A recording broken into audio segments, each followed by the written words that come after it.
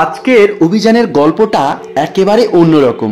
আমি গিয়েছিলাম উড়িষ্যার সম্বলপুর জেলার এই খারলা নদীর তীরে, যেটা মহানদীর একটি শাখা নদী। এই যাত্রায় আমাদের উদ্দেশ্য ছিল আদিম মানুষের গুহা, আদিম মানুষের ফেলে যাওয়া হাতিয়ার অনুসন্ধান করা।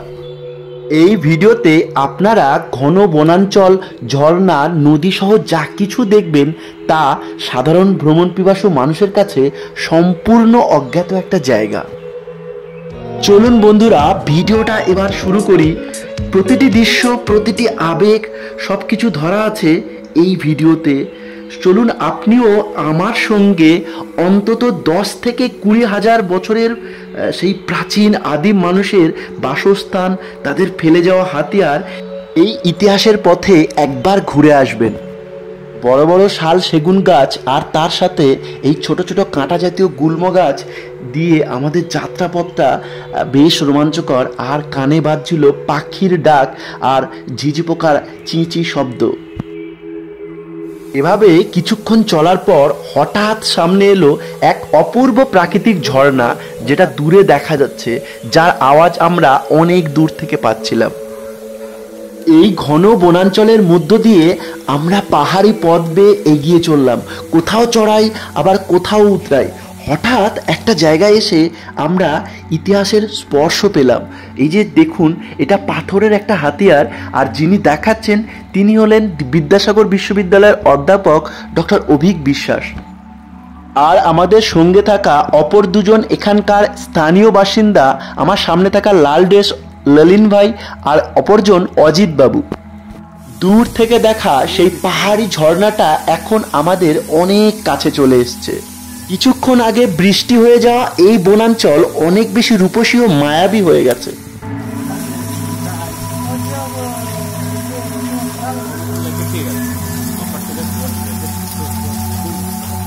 এই যাত্রাপথের প্রতিটা মুহূর্ত ছিল অভূতপূর্ব। এক ঝলকে যেন কয়েক হাজার বছর পিছিয়ে গেলাম। ভাবতে অবাক লাগে, এই বনের মধ্যে, এই পাথরের বুকে, এই নদী বা ঝর্ণার ধারে মানুষ কোনো এক সময় প্রথম শিখেছিল টিকে থাকতে, শিকার ধরতে, আর গড়ে তুলেছিল তার নিজের বেঁচে থাকার সমস্ত ব্যবস্থাপনা। এই রাস্তায় চলতে গিয়ে মনে হচ্ছে যেন কোনো এক অজানা রত্ন ভাণ্ডারের সন্ধানে যাচ্ছি আমরা। সাধারণ মানুষ কখনোই সাধারণত এই রাস্তা দিয়ে চলাচল করে না। জঙ্গলের মধ্য থেকে মাঝে মাঝে এমন সব অজানা শব্দ কানে ভেসে আসছে, যা থেকে মনে হচ্ছে এই জঙ্গলে যারা বাসিন্দা তারা গোপনে গাছের আড়াল থেকে হয়তো আমাদের পথ অনুসরণ করছে, যার অভিজ্ঞতা ছিল আমাদের কাছে বেশ ভয়ের ও রোমাঞ্চকর। কারণ এই জঙ্গলে রয়েছে বুনো হাতি, বাঘ ও প্রচুর বিষধর সাপ। তবে আমাদের এই পাহাড় জঙ্গলে ঘেরা মনোমুগ্ধকর যাত্রাপথে ভ্রমণ ছিল অত্যন্ত রোমাঞ্চকর।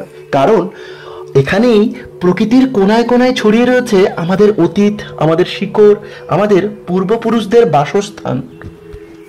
হঠাৎ পাথরের ফাঁকে একটা কাঁকড়ার নরণচরণ দেখতে পেলাম, আর এটাকে ধরার লোভ সামলাতে পারলাম না। একবার ধরলাম, দেখুন এই যে জাস্ট কাঁকড়াটা এখানে ঘুরে বেড়াচ্ছিল। এই বনাঞ্চল, এই ঝর্ণা, এর ধারে হয়তো একদিন আদিম মানুষ বসে প্রথম তৈরি করতে শিখেছিল পাথর দিয়ে হাতিয়ার নির্মাণের কৌশল। এই জঙ্গলের গভীরে হঠাৎ করে যখন এমন একটা অপূর্ব সুন্দর ঝর্ণা চোখে পড়ে, মনে হয় যেন প্রকৃতি নিজেই তার একটা গোপন রহস্য ফাঁস করে ফেলেছে। এই ঝর্ণা কত বছরের পুরনো তা আমরা কেউই জানি না। হয়তো এক সময় আদিম মানুষ এখানে জল খেত, বিশ্রাম নিত। এরপরে আমাদের আবার শুরু হলো পাহাড়ের ঢাল বেয়ে বেশ কিছুটা উপরে ওঠার পালা। আর এই উপরে উঠতে উঠতে লক্ষ্য করছিলাম, দেখুন চারিপাশটা কতটা নির্জন অথচ কতটা জীবন্ত। কোথাও যেন পাখির ডাক, আবার কোথাও জঙ্গলের কলকল জলের একটা শব্দ। আপনি কি কল্পনা করতে পারেন হাজার হাজার বছর আগে ঠিক এই পথ ধরে হয়তো আদিম মানুষ হেঁটে চলতো, বা তাদের এটাই ছিল যাতায়াতের রাস্তা। তবে 2025 সালে এসে এই রাস্তা দিয়ে হাঁটা অত্যন্ত কষ্টকর আর খুব রিস্ক। আর তার উপরে একটু একটু বৃষ্টি পড়ছিল, আর বৃষ্টিরও পুরো রাস্তাটা বেশ ভিজে ভিজে হয়েছিল। মানে যে কোনো মুহূর্তে এই পাহাড় থেকে পড়ে যাওয়ার একটা ভয় ছিল। তাই দেখুন আমরা কোনো রকমের গাছের সাহায্য নিয়ে খুব আস্তে আস্তে পাহাড়ের উপরের দিকে ওঠার চেষ্টা করছিলাম। এখানে রাস্তাটা অত্যন্ত সরু আর বেশ ঢালু। এক পাশে খাড়া পাহাড় ও তার অপর পাশে গভীর খাদ, যেটা অনেকটা নিচ পর্যন্ত নেমে গেছে। এখানে চারিদিকটা একটু নিস্তব্ধ, কেবল পাখি ডাকার আওয়াজ আর অনেক দূর থেকে ঝর্ণার জলের শব্দ কানে ভেসে আসছে। এই রাস্তা দিয়ে আমরা নিচের দিকে নামতে শুরু করলাম। এভাবে আস্তে আস্তে গাছের সাহায্য নিয়ে বেশ কিছুটা নিচে নামার পর আমরা একটা এই সমতল জায়গায় পৌঁছালাম।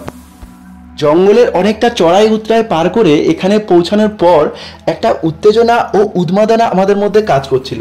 প্রতিটি পাথর যেন আমাদের কিছু বলার চেষ্টা করছে, এবং তাই এখানে এসে ছোট ছোট কিছু হাতিয়ারের সন্ধান আমরা পেলাম। এগুলোকে মাইক্রোলিথ বলে। দেখুন এখানে সুন্দর করে রিটাচিং করা রয়েছে। আপনারা দেখলেই বুঝবেন যে এই পাথরটা অন্য সাধারণ পাথরের থেকে একটু আলাদা।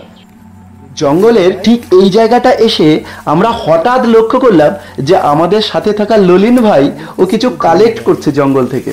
আর সেটা জিজ্ঞেস করতে জানতে পারলাম ও জঙ্গলের মধ্যে থাকা মাশরুম কালেক্ট করছে। এই যে দেখুন জাস্ট আমাদের সামনে এই মাশরুম দেখাচ্ছে ললিন ভাই। এই যে এটা হচ্ছে মাশরুম। আর এই জঙ্গলের মধ্যে এই মাশরুমগুলো প্রচুর হয় এখানে, যেগুলো খেতে অসাধারণ টেস্টি, যেটা ললিন ভাইয়ের মুখ থেকে শুনেছিলাম। এখান থেকে আরো কিছুটা সামনের দিকে এগোনোর পর আমরা দেখতে পেলাম এই অপূর্ব সুন্দর পাহাড়ি ঝর্ণা, যার নাম সম্পূর্ণ অজ্ঞাত। ললিন ভাইয়ের থেকে শুনলাম সেও খুবই কম এখানে এসেছে। এখানে সাধারণত কোনো মানুষজন আসে না, যার ফলে এই ঝর্ণার কথা আমাদের মতো ট্যুরিস্টদের ডায়েরিতে কোথাও লেখা নেই। অবশেষে আমরা এসে পৌঁছালাম সেই জায়গাতে যেখানে হাজার হাজার বছর আগে বেঁচে ছিল আমাদেরই পূর্বপুরুষ। এখানে এসে আমরা পেয়েছি প্রচুর মাইক্রোলিথিক টুলস, মানে চারিদিকটা এই জায়গাটার ছড়িয়ে ছিটিয়ে ছিল অত্যন্ত ছোট ছোট পাথরের হাতিয়ারগুলো। এই হাতিয়ারগুলো খুবই ছোট কিন্তু বেশ ধারালো। মনে করা হয় এই ছোট ছোট হাতিয়ারগুলো একটা গাছের ডালের গায়ে অনেকগুলো একসঙ্গে বেঁধে দিয়ে সেটাকে হাতিয়ার হিসেবে ব্যবহার করা হতো, অথবা এই ছোট হাতিয়ারগুলো তীরের ফলা আকারে ব্যবহার করে পাখি ও জলের মাছ শিকার করা হতো। এরপর এখানে দেখতে পেলাম এই বড় বড় পাথরের হাতিয়ারগুলো। দেখুন এই ধারালো বড় পাথরের হাতিয়ারগুলো বেশ বড় এবং বেশ ধারালো। মানে একটা সময় এখানে দাঁড়িয়ে মনে হচ্ছিল যে আদিম মানুষ এই হাতিয়ারগুলো দিয়ে তারা পশু শিকার করেছিল। বেশ চারিদিকটা দেখুন সুন্দর করে রিটাচিং করা রয়েছে, আর এখানে বেশ বহু সংখ্যক এই ধরনের পাথরের হাতিয়ার ছড়িয়ে ছিটিয়ে ছিল। অর্থাৎ এই জায়গাটা হয়তোবা একটা সময় আদিম মানুষদের বসবাসের একটা জায়গা ছিল, বিশেষ জায়গা হিসেবে পরিচিত ছিল, এবং তারা বহু সংখ্যায় এখানে বংশ পরম্পরায় বসবাস করে এসছে, যার নিদর্শন এই পাথরের হাতিয়ারগুলো। বন্ধুরা, এই ছিল আজকের অভিযানের গল্প। পাহাড়ি পথ, ঘন জঙ্গল, ঝর্ণার শব্দ আর ইতিহাসের নিঃশব্দ চিহ্ন ধরে আমরা পৌঁছে গিয়েছিলাম আদিম মানুষের ছোঁয়ায়। এই ভিডিও কেমন লাগলো অবশ্যই জানাবেন। ভালো লাগলে লাইক, শেয়ার, কমেন্ট ও চ্যানেল সাবস্ক্রাইব করার অনুরোধ থাকলো। আবার দেখা হবে খুব শীঘ্রই আরো এক নতুন যাত্রায়। Until then, take care and keep exploring. আদিউস।